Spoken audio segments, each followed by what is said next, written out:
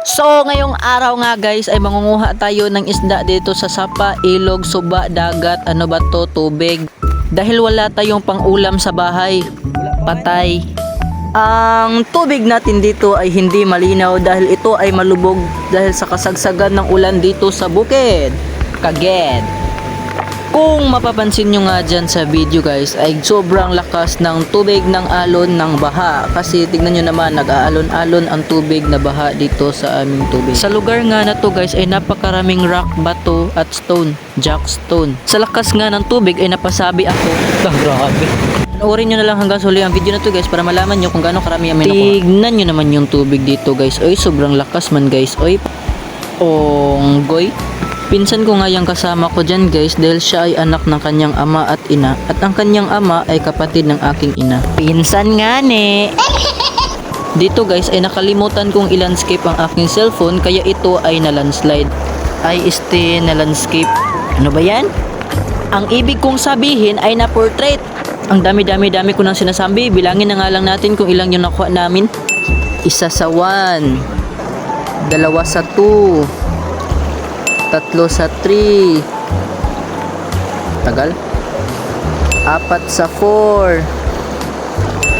5 sa 5. 6 sa 6. 7 na 7. 8 na 8. Tingnan nyo, ang liit pa ng kuha namin dito guys. 9 na 9. 10 na 10. At ilagay sa lagayan, kawayan. Ay, meron pa pala. Mga bata, tulungan nyo nga ako magbilang ulit. 11 sa 11. 12 sa 12. 13 sa 13. 14 sa 14. Tingnan mo isa lang. 15 sa 15. Panoorin nyo na lang kasi guys hanggang sa huli ng video na to para malaman nyo kung gaano karami ang aming nakuha. Bugha!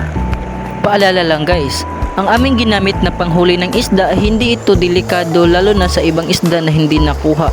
Kumpara sa mga chemical na ginagamit ng iba na namamatay yung mga isda at mga hipon. So ito na yung aming nakuha guys, tignan nyo.